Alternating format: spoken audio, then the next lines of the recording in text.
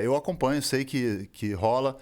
E tô começando a ter o hábito de ouvir, porque é como ouvir, é como ver TV, ver série e acompanhar os podcasts. E quem me deu esse alerta, né, cara, foi o meu filho, que tá aí comigo hoje, que tá produzindo essa agenda, inclusive, mesmo? Seu filho o Lucas. É legal demais, Lucas. Ele chegou, cara, você tem que fazer os podcasts e tal. E aí me mandou alguns podcasts legais, mandou o seu, mandou o Flow, mandou alguns outros. E aí eu falei, tá, então falei pra ele, então você faz essa agenda aí pra gente e tal. E ele fez uma agenda, cara, e eu fiquei bastante impressionado com a forma como isso repercutiu dentro de um universo que é outro universo completamente diferente da TV, né? Então, assim, eu que sou daquela geração ainda que a televisão era o lugar que você ia e que todo mundo passava de conhecer. Já houve essa época, né? Houve essa época. Hoje, o que aconteceu no podcast do Flow, e que eu acho que nos podcasts de modo em geral aqui também vai rolar, eu acho que pega uma galera que tem outra forma de comunicação.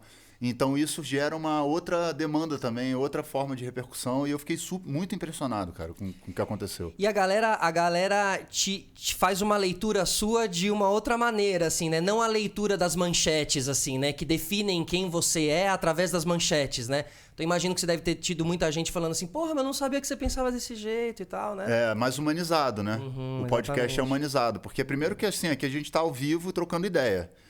E segundo que, de fato, não é uma coisa, tipo... Enfim, que nem aquelas coisas que a gente faz que tem que fazer, que eu não acho que a gente tem que deixar de fazer. Acho que a televisão complementa também. Justo, claro. Mas é um formato muito mais livre, muito mais humanizado mesmo, do ponto de vista de... É isso aqui, a gente é assim. Total. E, cara, esse é um novo momento, assim, da comunicação, assim, né? Tipo, quantos anos de carreira? O Detonautas tem 24 anos. 24 anos. E você, assim, pegou mesmo todas essas transformações, todos esses passos, né?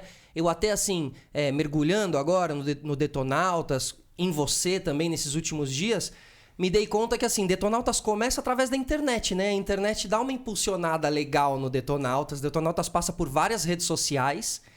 E agora, nesses últimos meses, meio que a mesma coisa com as últimas músicas, assim, né? As músicas mais baseadas na política. Louco, né? Como as coisas, meio cíclico, assim, né? Exatamente. Eu costumo dizer que a vida é meio tipo um espiral, assim, que você pode ir para cima ou para baixo. Depende de como você conduz a sua vida, né? E nesse espiral, assim, que você vai indo, você vai passar por pontos, obviamente, em diferentes momentos, que vão relembrar momentos que você viveu nesses outros tempos, quando você começou. Então, é muita coisa que eu tô vivendo hoje... Em outro aspecto, no espectro mais alto aí, porque também a gente conseguiu prosperar e evoluir em vários sentidos, né? Claro. mas é muito parecido com o começo, né? E aí você vai identificando esses pontos no espiral, que isso faz também com que você possa ter a oportunidade de, se você errou em algum momento, você nessa outra volta você falar, não, agora aqui eu já sei que eu dei mole, então não vou errar. Total. E eu errei muito, né, lá atrás. Então eu hoje tenho muito cuidado, porque eu, observando essa forma, né, da vida, do espiral e dos pontos que você repassa, falo, pô, aqui eu não posso dar um mole de novo. Então você amadurece e aí você consegue fazer de uma maneira diferente, né? Porque quando começa o Detonautas, você tinha quantos anos ali? Eu comecei o Detonautas em 97, eu tinha 20 anos. 20 anos. Quando você tava ali na MTV fazendo VMB e tudo mais, você tinha quantos anos? Eu tinha 25, 24, 26. Moleque, né? Muito. Hoje com 43, eu olho para um cara de 23, de 22, e sem querer desmerecer a idade de ninguém, porque eu acho que a questão tá muito mais também na sua maturidade, etc.